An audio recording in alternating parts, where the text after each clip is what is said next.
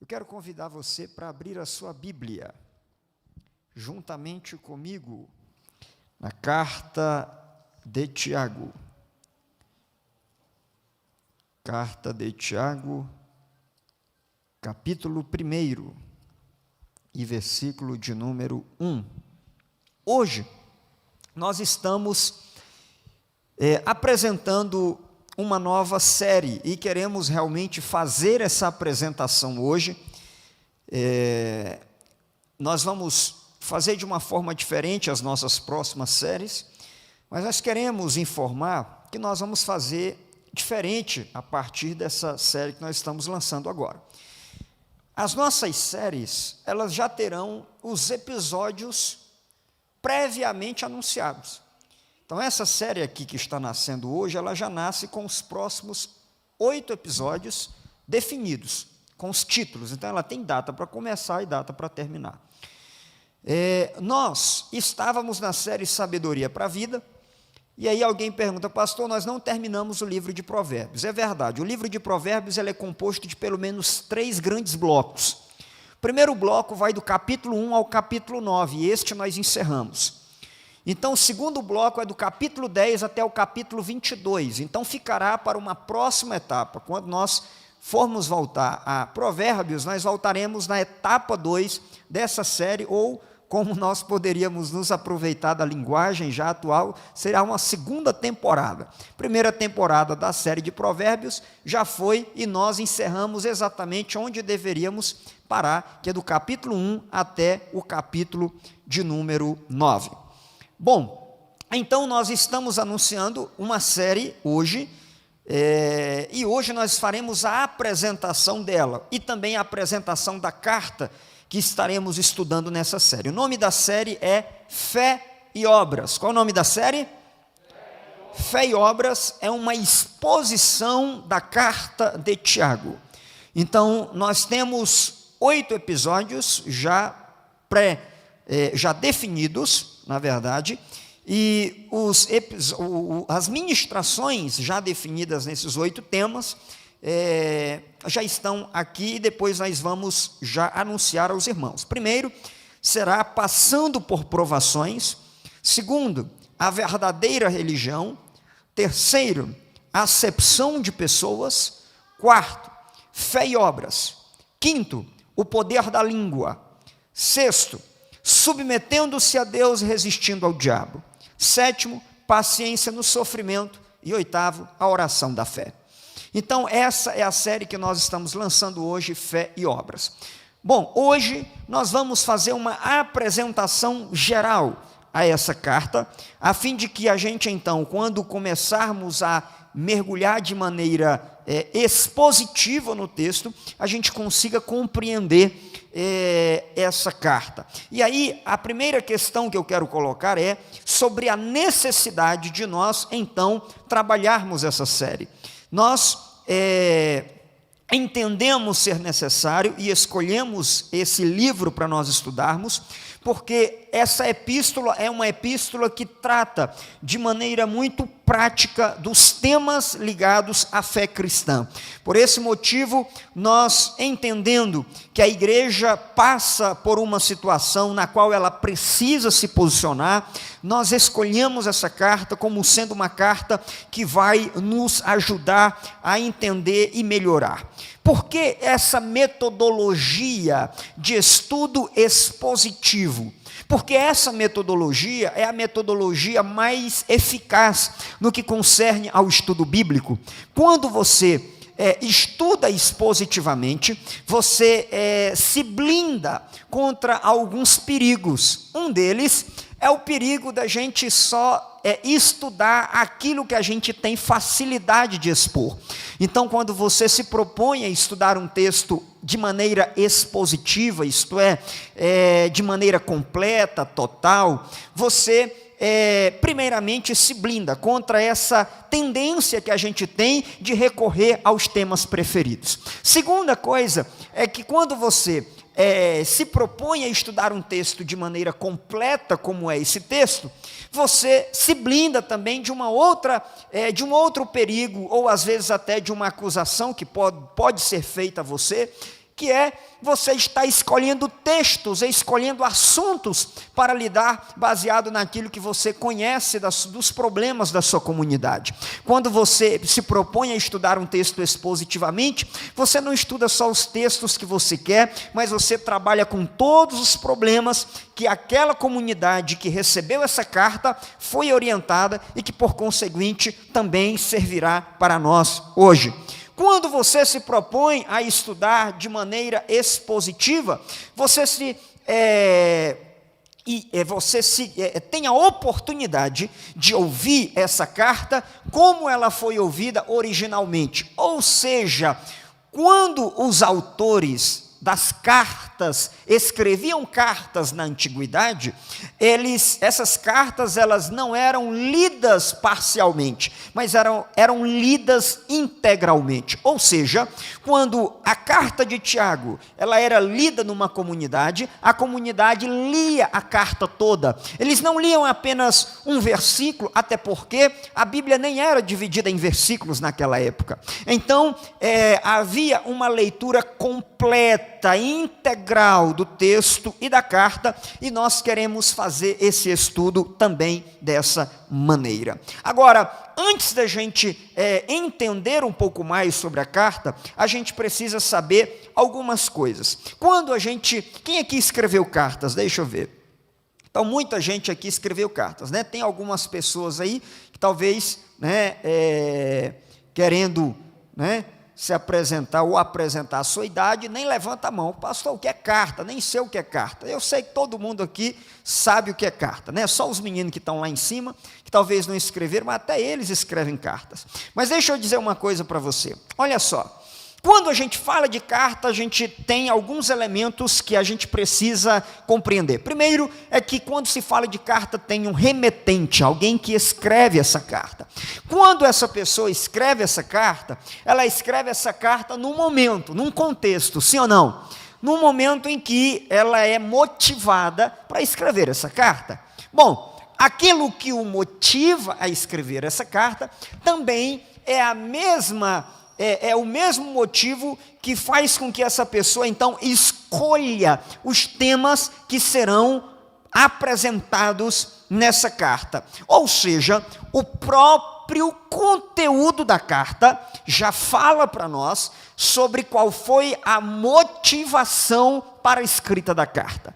Então, aqui nós temos o que nós costumamos, não é a primeira vez que eu uso esse termo, mas aquilo que eu costumo falar de teologia de tarefa. Toda carta, toda epístola tem o que eu chamo de teologia de tarefa. O que é uma teologia de tarefa? Teologia de tarefa é aquela que o autor do texto, ele se depara com alguns desafios, com alguns problemas e algumas necessidades. Essas necessidades são apresentadas para ele e ele então agora vai lidar com essas necessidades escrevendo uma carta. Nós falamos aqui no domingo passado sobre 1 Coríntios capítulo 11 e falamos como 1 Coríntios capítulo 11 é uma resposta, na verdade toda a carta é uma resposta a uma carta que os coríntios enviaram para Paulo. Então toda epístola ou toda carta, ela ou contém uma teologia de tarefa, porque é algo que é realizado não de maneira geral. Quando os autores escrevem uma carta, eles não faziam como se faz hoje. Alguns escritores sentam na escrivaninha e falam assim: olha, eu quero escrever um livro antes de eu morrer, então deixa eu ver aqui, mamãe mandou, eu vou escolher esse tema para escrever e começam a escrever. Não é assim que as cartas neotestamentárias surgiram. Elas surgiram de uma outra maneira, ou seja, surgem com uma preocupação pastoral. Por quê? Porque os pastores ou os apóstolos que escrevem as cartas, escrevem para lidar com problemas reais que uma determinada igreja enfrentava. E aí, para que a gente descubra quais são esses problemas, é mais ou menos como aquela metodologia de escutar um lado da conversa telefônica. Quando você está ao lado de alguém que está atendendo o telefone, embora você não esteja ouvindo o que a pessoa está falando do outro lado, você supõe o que está se passando naquela conversa, ouvindo apenas um lado da conversa, você imagina, você deduz o que está se passando na conversa ou no diálogo. Pois bem, é esse mesmo método que a gente usa para estudar as cartas, ou seja, quando a gente estuda as cartas, baseado naquilo que a gente tem, por exemplo, nós não temos aqui em nenhum outro texto que evidencie que algum irmão de alguma igreja levou uma mensagem para Tiago. A gente não tem isso. O que a gente tem é a resposta. Então, baseado na resposta, a gente vai tentar entender quais eram os problemas que havia naquela comunidade. Pois bem, então vamos primeiramente para o versículo 1, capítulo 1, versículo 1 da epístola. E aí, enquanto os irmãos procuram, tá? Tiago fica depois do livro de Hebreus. Para que enquanto os irmãos procuram, eu quero fazer uma rápida explicação entre o termo epístola e o termo carta. Bom, dentro da pesquisa bíblica, há quem proponha uma diferença entre epístola e carta, mas quem propõe isso está fundamentado no argumento de que as epístolas são mais doutrinárias e que as cartas elas são mais pessoais, elas são mais específicas, ou para uma comunidade específica, ou para um grupo específico, ou para uma pessoa específica. Dentro dessa distinção, quem propõe isso, Hebreus seria uma epístola, Coríntios seria uma carta. Mas nós não seguimos essa linha, até porque esse argumento não é um argumento sólido. Então, quando a gente fala de epístola ou quando a gente fala de carta, entenda como sinônimo. No geral, carta e epístola é a mesma coisa. Então, vamos usar sempre, preferencialmente, o termo carta, que é o termo que a gente mais conhece, tá certo? Então, vamos lá. Primeiramente, capítulo 1, versículo 1. E aí o texto para nós diz: Tiago, servo de Deus e do Senhor Jesus Cristo, a quem as 12 tribos dispersas entre as nações, saudações. Queridos, a carta de Tiago, junto com as próximas cartas que nós temos até a carta de Judas, fazem parte de uma classificação que nós chamamos de epístolas gerais. O que são essas epístolas gerais? As epístolas gerais, elas são cartas que foram escritas de maneira gerais, e a palavra aqui geral quer dizer universal. Cartas assim designadas foram escritos a um público generalizado. Para você entender isso, eu quero que você abra sua Bíblia na primeira carta de Paulo aos Coríntios, por exemplo, capítulo 1 e versículo de número 1 e versículo de número 2. Paulo, servo, chamado para ser apóstolo de Cristo pela vontade de Deus, e o irmão Sóstenes. Estamos lendo 1 Coríntios, capítulo 1, versículo 1, que diz, verso 2 agora: a igreja de Deus, que está em Corinto. Então, Paulo, ao escrever, obviamente, a carta aos Coríntios, escreve a igreja que está em Corinto. Volte para Tiago, capítulo 1 e verso 1, e você agora vai entender o porquê da designação geral ou universal. Quando Tiago escreve, Tiago não está escrevendo a uma igreja em um só local. A igreja para a qual Tiago escreve é uma igreja que está dispersa. São pessoas, as 12 tribos dispersas entre as nações. Então, é uma carta que se enquadra nessa classificação de carta geral. Segunda coisa importante, ainda nesse texto que está na nossa tela, é quem é Tiago. Quem é esse Tiago que se apresenta aí? Primeiramente, existem três Tiagos no Novo Testamento, né? Os principais aí são esses que nós queremos apresentar. Primeiro, no grupo dos 12, existe um Tiago que é Tiago, filho de Zebedeu.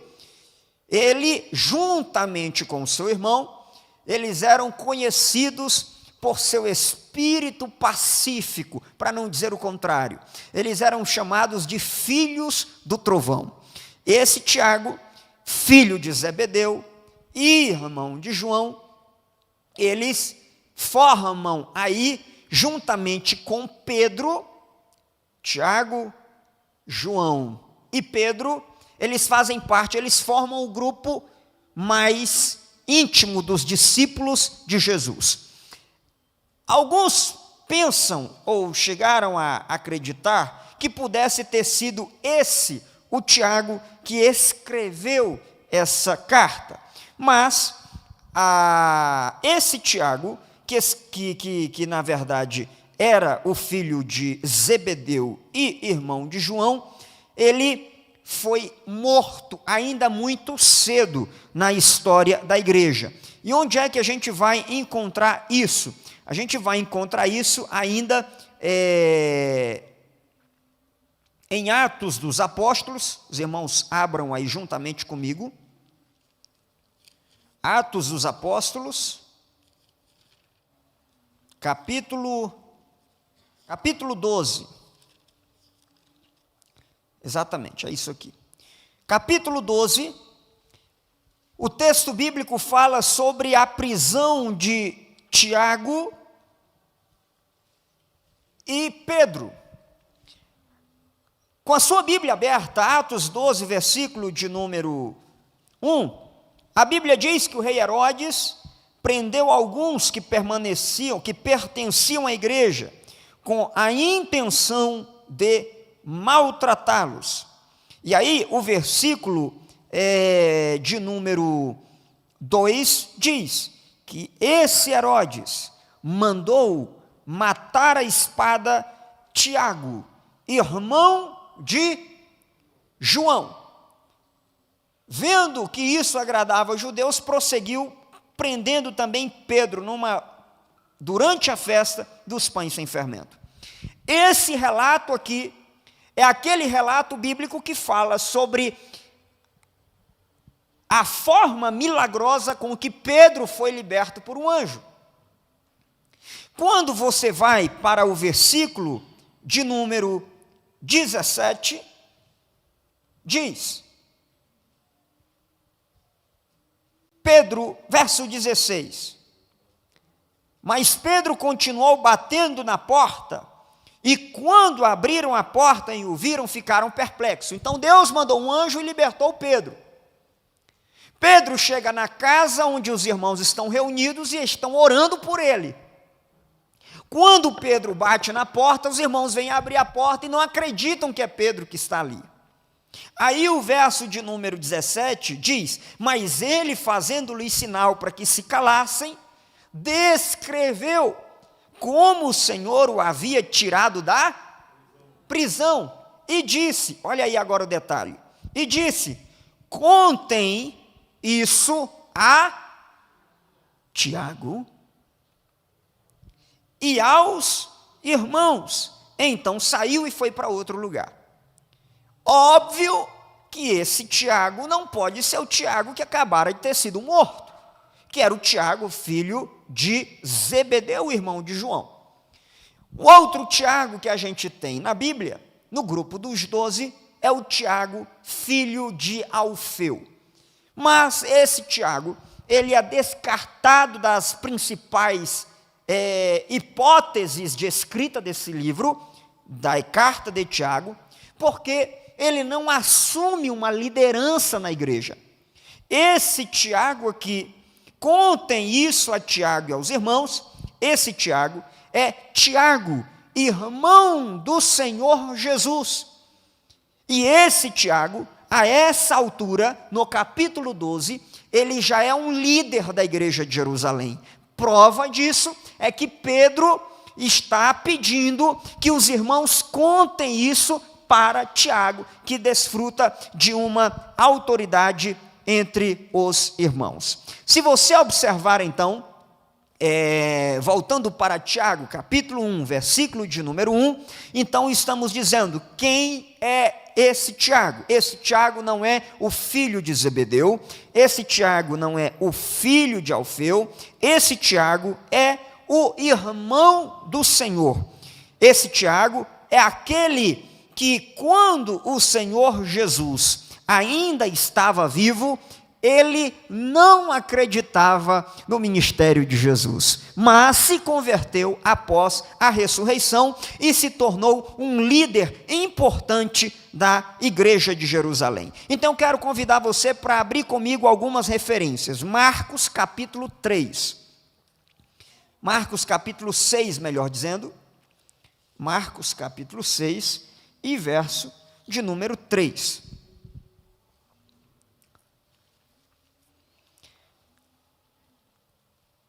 Então, Jesus está numa sinagoga e muitos que o ouviam ficaram admirados e falavam, verso 3, não é este o carpinteiro, filho de Maria, irmão de Tiago, José, Judas e Simão? Então, Tiago, esse Tiago de Marcos 6 e 3, é filho de Maria e de José, tá certo? Agora, outra referência bíblica, Gálatas capítulo 1 e versículo 19. Gálatas 1 e 19.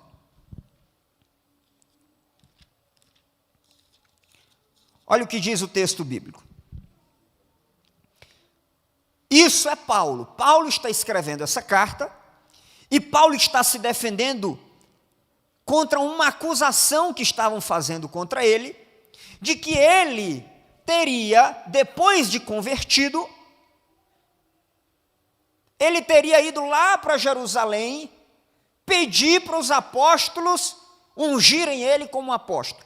E Paulo, no capítulo 1, está defendendo o seu apostolado, e está dizendo que não, ele não foi, quando se converteu, ele não foi direto para Jerusalém. Pelo contrário, verso 18, ele está dizendo que ele passou 3 anos no deserto da Arábia, verso 17, e depois de 3 anos ele subiu a Jerusalém para conhecer Pedro pessoalmente, verso 18, com quem ele esteve 15 dias, não vi nenhum dos outros apóstolos, a não ser Tiago, irmão do Senhor. Então o que ele está dizendo? Paulo está dizendo que depois de ele se converter, ele foi 3 anos para o deserto da Arábia, ficou lá por essa temporada. Depois desses 3 anos, ele veio para Jerusalém. Quando ele chegou em Jerusalém, ele não encontrou o colegiado apostólico, que as pessoas diziam, ele foi lá, reuniu os apóstolos e pediu para consagrar ele. Não, eu não encontrei os apóstolos, eu encontrei só Pedro, quem eu fui conhecer pessoalmente, e encontrei na igreja de Jerusalém, dos apóstolos, o que eu vi foi Tiago, né? Verso 19, não vi nenhum dos outros apóstolos, a não ser Tiago, irmão do Senhor Jesus. Então ele está especificando que dos apóstolos o que ele encontra é Tiago, e Tiago é então um líder nessa igreja, tá certo? Tiago é um líder na igreja de Jerusalém. Agora, outra referência que nós podemos encontrar é Atos dos Apóstolos, no capítulo de número 15. Atos dos Apóstolos, capítulo 15, e versículo de número 3. Observem aí, Atos, capítulo 15.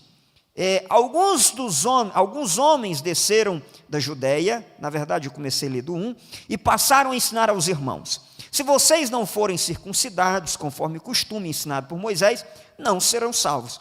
Isso levou Paulo e Barnabé a uma grande contenda e discussão com eles. Assim Paulo e Barnabé foram designados, junto com os outros, para irem a Jerusalém tratar dessas questões com os apóstolos e com os presbíteros. a igreja os enviou, e ao passarem pela Fenícia e por Samaria, contaram como os gentios tinham se convertido. Essas notícias alegravam muito a todos os irmãos. Vamos para o verso de número 21. Ou melhor, verso 13, primeiro. Quando terminaram de falar, Tiago tomou a palavra e disse: irmãos, ouçam-me. Simão nos expôs como Deus no princípio voltou-se para os gentios, a fim de reunir dentre as nações um povo para o seu nome. Concordam com isso as palavras dos profetas. Final, vamos lá para o verso 19. Pulando todo o discurso. Final do discurso ele diz: portanto, julgo que não devemos pôr dificuldade aos gentios que estão se convertendo a Deus. Ao contrário, devemos escrever a eles, dizendo-lhes que se abstenham de comida contaminada pelos ídolos, da imoralidade sexual, da carne de animais estrangulados e do sangue, pois desde os tempos antigos Moisés é pregado em todas as cidades. Verso 22, então os apóstolos, os presbíteros, com toda a igreja, decidiram escolher alguns dentre eles e enviá-los com a seguinte carta, que é o mesmo conteúdo apresentado pela fala de Tiago. O que está acontecendo aqui? A igreja de Jerusalém, ela se deparou com um problema. Aqueles de Jerusalém que são salvos, são judeus. Mas os judeus, eles eram circuncidados. E então, quando o evangelho chegava num lugar onde as pessoas não eram circuncidadas, o grupo de judeus vinha atrás dizendo assim: ei, é necessário você passar pela circuncisão. Aí, como a igreja começou a entrar em contenda, em divergências, uns dizem uma coisa, outros dizem outra, para evitar qualquer problema, leva-se o problema para os líderes da igreja de Jerusalém. Quem são os líderes da igreja em Jerusalém? A gente vai ver a partir do próprio texto.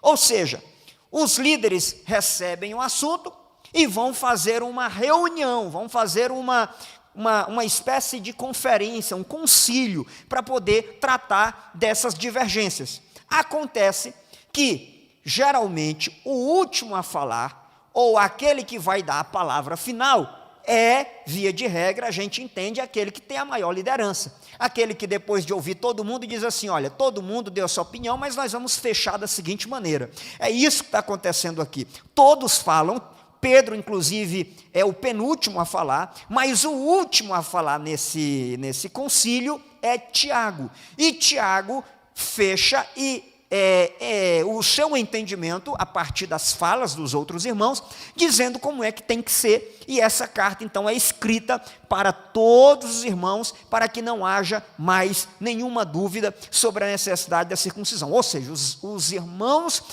que se convertem a Jesus não precisam se circuncidar. Essa é a parte do conteúdo daquela carta. Então não há dúvidas, por esses textos que eu acabei de mostrar, que Tiago, o irmão de Jesus, ele desfrutava de uma certa autoridade e liderança na igreja de Jerusalém. Agora, eu quero também dizer, voltando para Tiago 1:1, que essa liderança de Tiago não se deu pelo fato de Tiago ser irmão de Jesus. Alguém poderia pensar: pastor, olha, quem já nasce na família de Jesus, já nasce com meio caminho andado. Por quê? Porque a parente de Jesus certamente vai se tornar um pastor, vai se tornar um líder, porque é irmão de Jesus.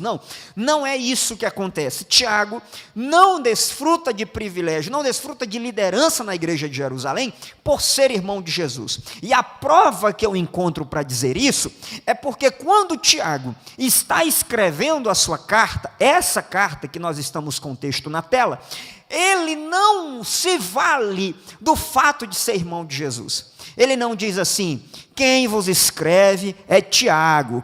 Qual Tiago? O irmão de Jesus. Então olha aí a minha autoridade, a carteirada. Não, ele não dá a carteirada, ele não diz é Tiago, irmão de Jesus. Ele se apresenta como Tiago, servo.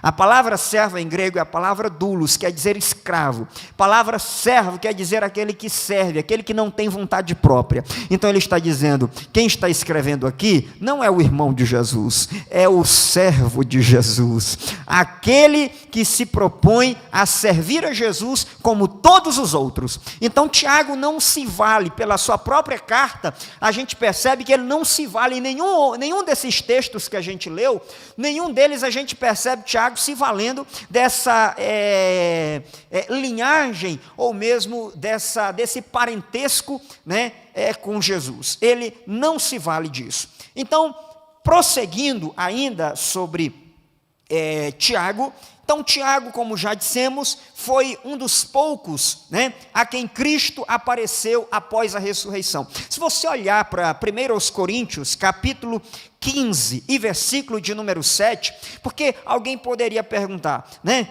pastor, mas como é que isso se deu? Porque quando Jesus estava lá, inclusive, né, andando e indo nas sinagogas, teve uma ocasião em que vieram dizer para Jesus, olha, tua mãe e teus irmãos vieram aqui, eles estão aí para te levar para casa, porque eles estão achando que você está um pouco fora da curva aí, você está andando, então vieram te buscar. E aí Jesus naquela ocasião fala assim, quem é que está aí? Não, teus irmãos. Fala, quem é meu irmão? Ou meus irmãos? Meus irmãos, meus parentes, minha mãe, meus irmãos, são aqueles que fazem a vontade do Senhor, vocês é que são meus irmãos. Então,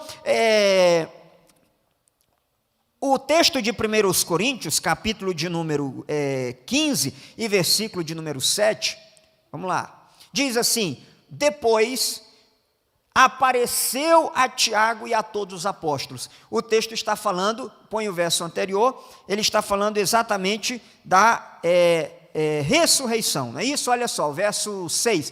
Depois disso, Jesus apareceu a mais de 500 irmãos de uma só vez, a maioria dos quais ainda vive, embora alguns já tenham adormecido. Então, enquanto Paulo está escrevendo essa carta, Paulo está dizendo assim, que o Senhor Jesus apareceu a mais de 500 irmãos, e o verso 7 vai dizer exatamente, depois apareceu a Tiago, e então a todos os apóstolos. Esse Tiago aí é exatamente o Tiago, irmão do Senhor, a quem Jesus apareceu de maneira especial, de maneira específica, porque Jesus tinha um ministério para ele. Jesus tinha na sua mente, no seu projeto, essa liderança, esse ministério pastoral na igreja de Jerusalém, e durante muito tempo, Tiago, irmão de Jesus, foi pastor na igreja de Jerusalém. Então, por isso o Senhor Jesus, já sabendo dessa missão, apareceu para ele, e ele então, depois dessa aparição, acredito que ele não teve mais nenhuma dúvida, mas se entregou completa inteiramente ao ministério pastoral e de líder naquela igreja. Bom, então já vimos várias referências, aí você poderia perguntar, pastor, mas aquele Tiago que morreu, que era filho de Zebedeu, será que ele não escreveu essa carta antes de morrer? Não é possível isso, por quê? Porque a morte de Tiago, ela se dá ali por volta do ano 43 ou 44 da era cristã. Era muito recente, tudo era muito recente, e o livro, a carta de Tiago, ela pressupõe, quando a gente lê essa carta, a gente percebe que já se trata de um período mais avançado. Pastor, quais são as evidências? Primeiro, que nós temos uma igreja dispersa, e nos primeiros anos a igreja ficou concentrada em Jerusalém, não quis se dispersar.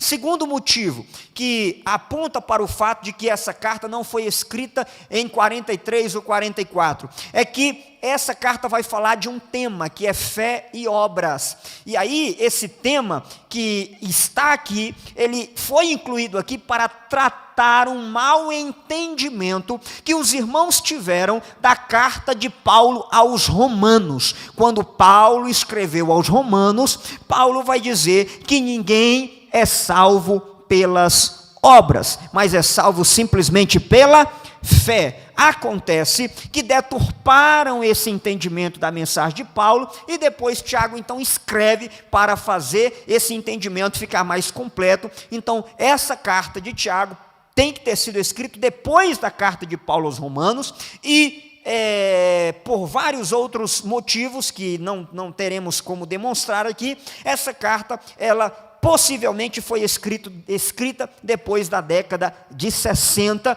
portanto, Tiago, filho de Zebedeu, já tinha 17 anos partido para o Senhor, tá certo? Então, volta para Tiago 1:1, essa é a primeira explicação que a gente tem aí sobre o autor dessa carta. Agora vamos para o próximo ponto e a gente já vai começar a navegar um pouco nos temas da carta, que por que essa carta foi escrita, ou seja, quem são os seus destinatários e qual é o propósito de se escrever essa carta. Primeiro, vamos ver que o grupo para o qual essa carta é escrita são as 12 tribos dispersas entre as nações.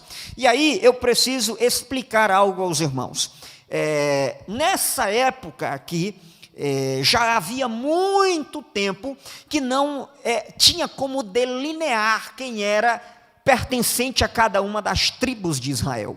Motivo pelo qual os estudiosos da Bíblia têm entendido que esse termo, as 12 tribos dispersas entre as nações, não seja uma alusão ao Israel literal, mas seja uma alusão ao novo Israel. Quem é o novo Israel? Aquele que em Cristo Jesus faz parte da verdadeira família de Deus, da verdadeira nação escolhida por Deus. Então, quando a gente ler os evangelhos, a gente vai perceber o tempo todo Jesus ressignificando Israel, Jesus ressignificando a sua família, e a gente vai entender que Jesus dá um significado novo ao verdadeiro Israel. E o Paulo também vai dizer isso em várias ocasiões. Então, possivelmente, o que Tiago está fazendo é escrevendo não a israelitas propriamente dito, mas ele está escrevendo à igreja do Senhor Jesus Cristo,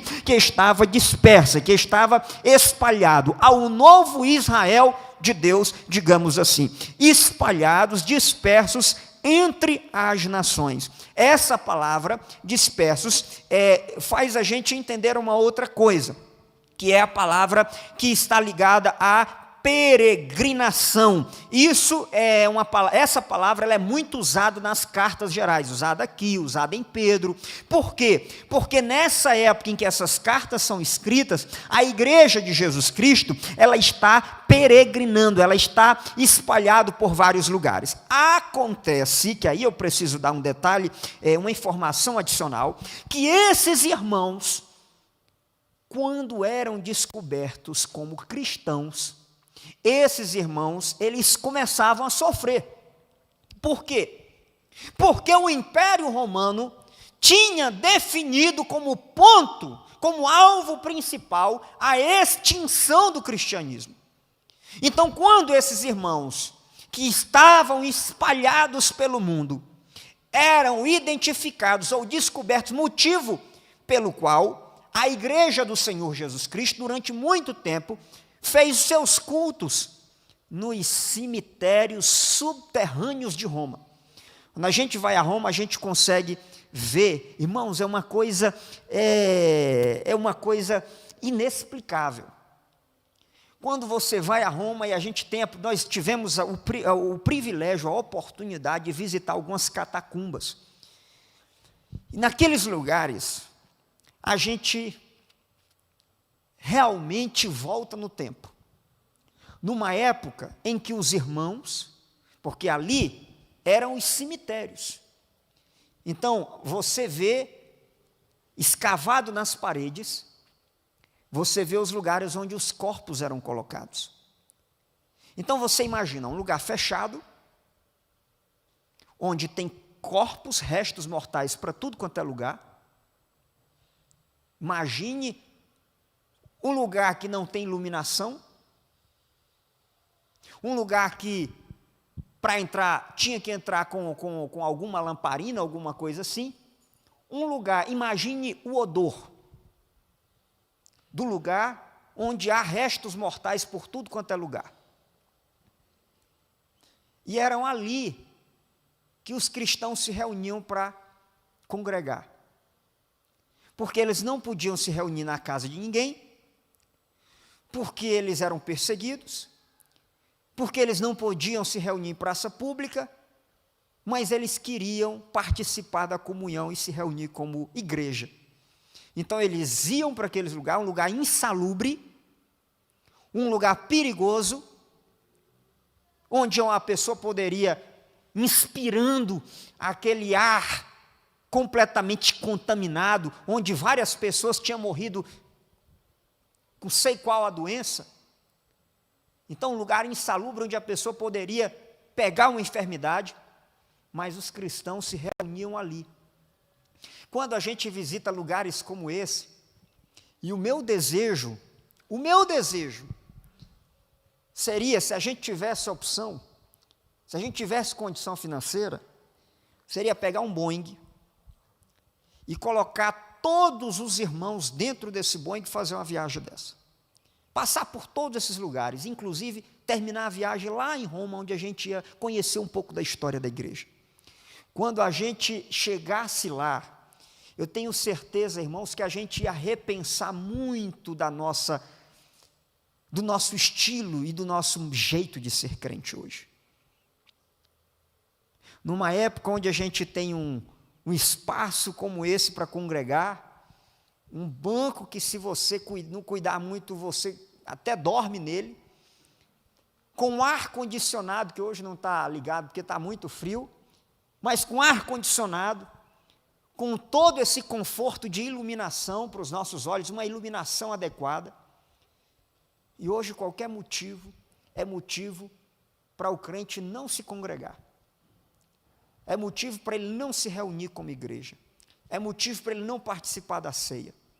E quando você volta no tempo, na história da igreja, você vê que os irmãos, arriscando a vida, correndo o risco de adoecer, correndo o risco de serem pegos, presos e mortos na arena, eles não deixavam, porque eles entendiam que era aquilo que os inspirava, era aquela a alimentação que a sua alma precisava para continuar servindo a Jesus. Sabe por quê? Porque eles sabiam que numa reunião como aquelas, eles iam ouvir uma porção da mensagem do Evangelho, aquilo ia fortalecê-los por mais uma caminhada. Era um momento que eles iam ter contato com os outros irmãos e poder celebrar a comunhão cristã enquanto igreja. É por isso que quando a carta aos Hebreus é escrita, lá no final da carta, a igreja está também passando por um momento como esse, de muita perseguição, e alguns estavam até começando a deixar de se reunir. E aí o autor da carta aos Hebreus, que é provavelmente numa época contemporânea a essa de Tiago, escreve dizendo: não deixem de se reunir como igreja. Mesmo que vocês tenham que passar por perigos, não deixam de se reunir como igreja. Mas hoje, qualquer motivo aparente ou simples faz com que os irmãos deixem de vir à igreja. Agora, observe, Tiago foi escrito, então, com um propósito. Qual era o propósito? A igreja estava dispersa, aí a igreja estava sofrendo. Então a igreja, por estar sofrendo, o que acontecia? Os irmãos estavam passando por muitas provações. Então o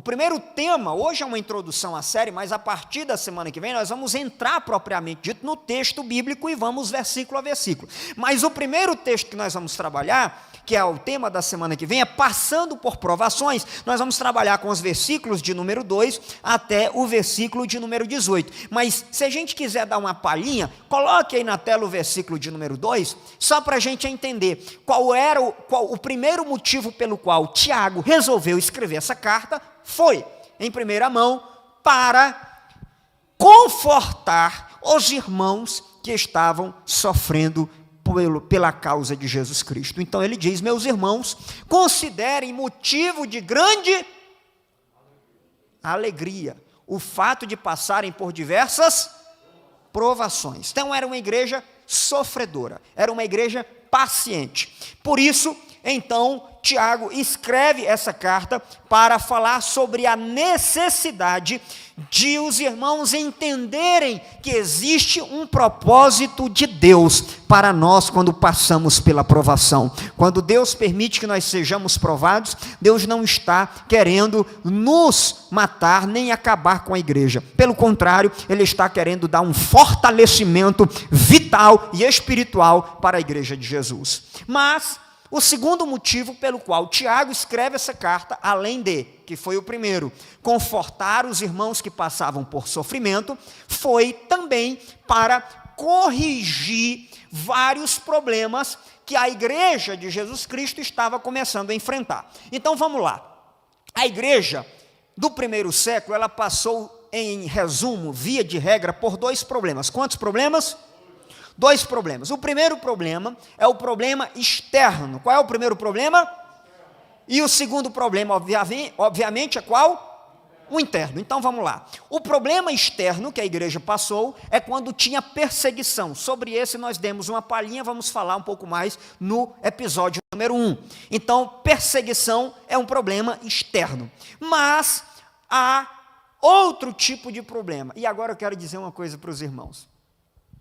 O que mais ameaçou a igreja e ameaça até hoje não são os problemas externos. Ah, o pastor fulano de tal foi convidado para depor lá. Ah, o pastor fulano de tal está sendo intimado. Isso é um problema externo. Tá certo? Eu quero dizer aos irmãos, eu não quero aqui dizer que esses problemas não são problemas. O nome já está dizendo.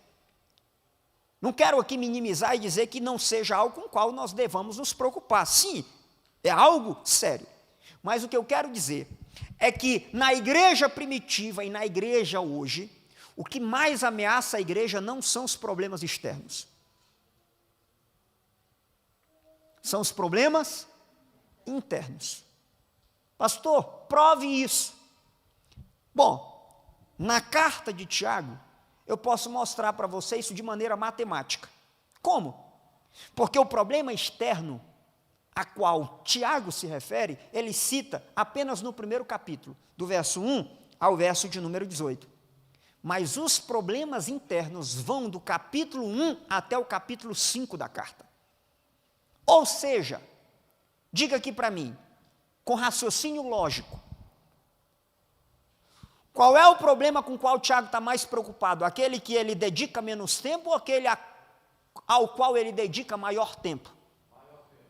Então é óbvio, pelo conteúdo da carta, e não só dessa, mas das outras cartas que a gente conhece do Novo Testamento, que o maior problema na percepção paulina, ou joanina, ou petrina, ou de Tiago, seria qual?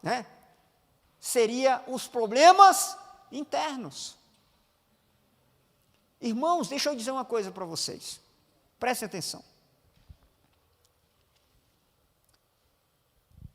O problema externo, ele é sim algo com o qual a gente deve se preocupar, mas observe o detalhe.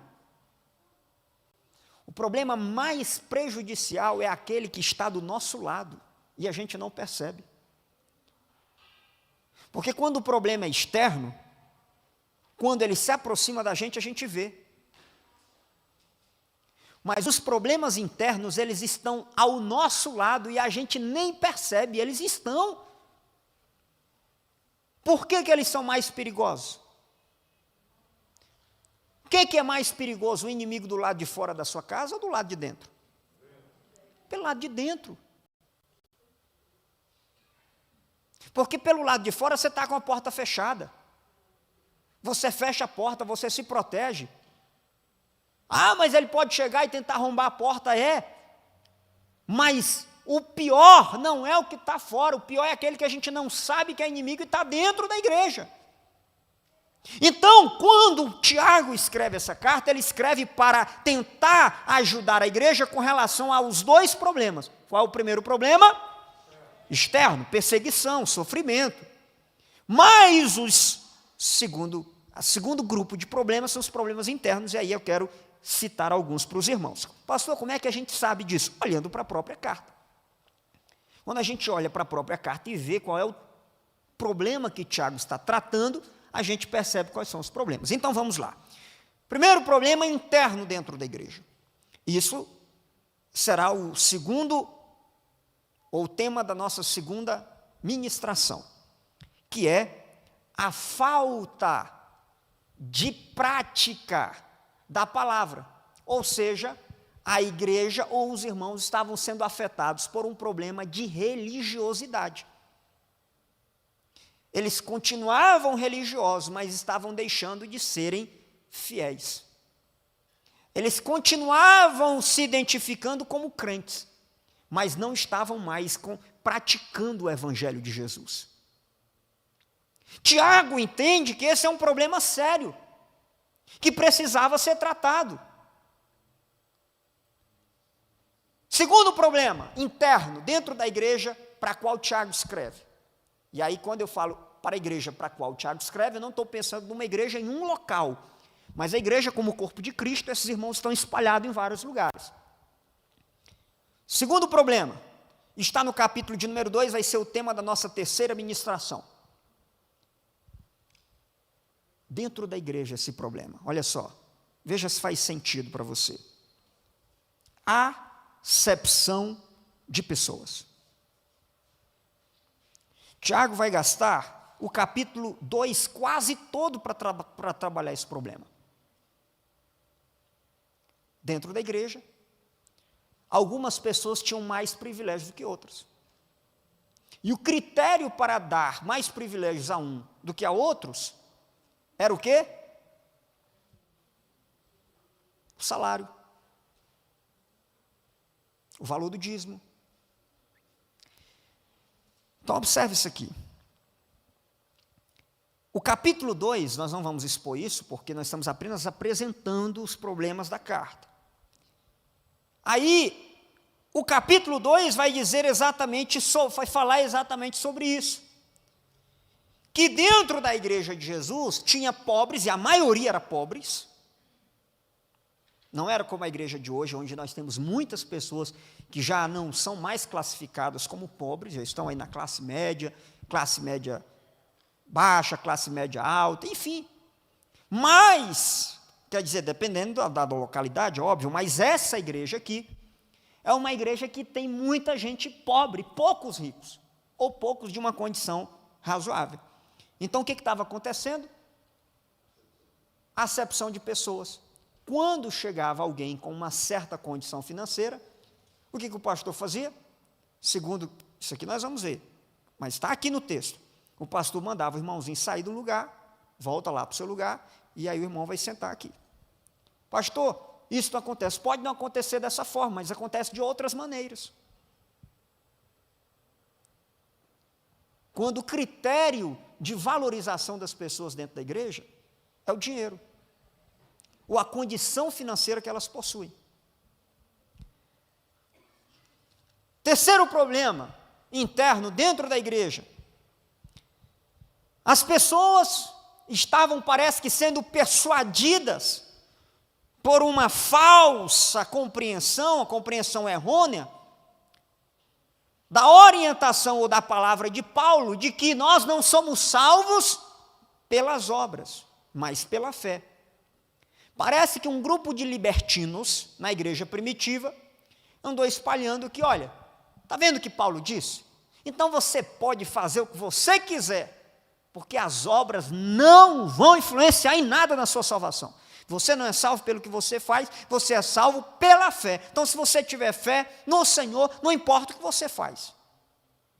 Tiago vai dizer, Nananina não. Tiago, então, vai tratar desse problema e fazer um equilíbrio. Aí, quando chegarmos nesse tema, que vai ser a quarta ministração, nós vamos tentar entender se há uma contradição entre Paulo e Tiago, e nós vamos descobrir que não existe contradição. Tá certo? Agora, outro problema na igreja para a qual Tiago escreve, na igreja de Jesus Cristo do primeiro século, mais no finalzinho do primeiro século, que a gente encontra e descobre esse problema baseado na leitura do capítulo 3 da carta, que vai resultar no nosso quinto estudo, que vai falar sobre o poder da língua. Quando a gente lê capítulo 3 e versículo de número 1, está dizendo assim: meus irmãos, não sejam muitos de vocês mestres, pois vocês sabem que nós, os que ensinamos, seremos julgados com maior rigor. Todos tropeçamos de muitas maneiras. Se alguém não tropeça no falar, tal homem é perfeito, sendo também capaz de dominar todo o seu corpo. Então, parece que Tiago está escrevendo para tratar de assunto relacionado à liderança, a mestres, gente que queria liderar os outros. Mas essas pessoas se mostravam incapazes para a liderança porque não conseguiam dominar o que estava atrás dos dentes. Então, Tiago vai dizer para essas pessoas que querem ser líderes dos outros, mas não conseguem ser líderes de si mesmo. Não conseguem dominar, não conseguem colocar, não conseguem encerrar dentro dos dentes nem a língua. Como é que é ser líder dos outros? Esse era um problema sério dentro da igreja. Então, outro problema que havia na igreja, a gente já vai terminando, né? Isso aparece no capítulo 5, tá certo? Aí, capítulo 4, antes de chegar no 5, teve uma coisa que deixou Tiago muito preocupado, motivo pelo qual ele vai escrever isso nesse capítulo. Sabe qual era o problema? Mundanismo dentro da igreja. Mundanismo dentro da igreja. E aí ele vai gastar todo um capítulo 4 para falar exatamente disso. Porque o problema, não tem nenhum problema a igreja estar no mundo. Não tem nenhum problema. Jesus disse: vocês são o sal da terra. Não tem problema a igreja estar em cima do planeta Terra. Não tem problema a igreja estar no mundo. O problema é quando o mundo está na igreja.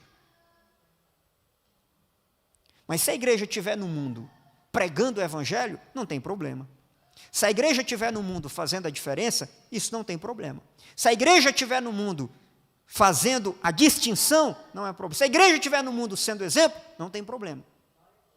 O problema, Tiago percebe, é quando o mundo está dentro da igreja e a gente não percebe isso. Aí, capítulo 5, vai acontecer um outro problema, que Tiago vai falar, ele volta à questão social, que eram os ricos que estavam oprimindo os pobres. Era o empregado, era o chefe, o patrão, que contratava o empregado, né? E aí o irmão ou a irmã ia lá ser funcionário dessa pessoa, e ele fazia uma espécie de opressão, se aproveitava daquela necessidade e daquela pobreza. Por último, ele vai falar então como a igreja precisa ser perseverante no momento do sofrimento. Como a igreja tem que lidar com as enfermidades. Como é que a igreja lida com as pessoas doentes? E esse último é a oração da fé. Baseado nisso, meus irmãos, eu faço uma pergunta. Esses problemas que havia na igreja para a qual Tiago escreve, existe na igreja hoje? Será que tem esse tipo de problema na nossa igreja hoje? Porque se não existir esse tipo de problema hoje, nós vamos mudar a série agora. Não, pastor, isso aí era só para aquele tempo, isso aí para nós só tem que pensar outra série aí, porque essa aí está desatualizada. Essa aí não vai ajudar a gente aqui em nada. Se esse problema aqui só tem na igreja da esquerda ou da direita, então nós vamos mudar a série. Né? Agora, como nós sabemos que essa carta ela foi inspirada pelo Espírito Santo de Deus, e que ela é atual, que ela é real, que ela não está desatualizada, mas que ela é relevante e pertinente ao nosso tema. Então nós vamos, a partir da próxima quinta-feira, versículo a versículo, estudar essa carta. E eu convido você para vir fazer parte deste estudo, vir fazer parte deste ensinamento, juntamente com a sua Bíblia, a sua companheira. Você vai trazer a sua Bíblia, vai trazer a sua caneta, vai trazer seu caderno, e nós vamos estudar essa carta, para que a gente consiga, versículo a versículo. Pastor, o segundo tema aí, talvez não vai falar muito comigo, amém. Mas em algum ponto dessa carta, Deus vai falar com você. Talvez não vai ser naquilo que você não tem necessidade, mas certamente será naquilo que nós precisamos ser corrigidos. Amém?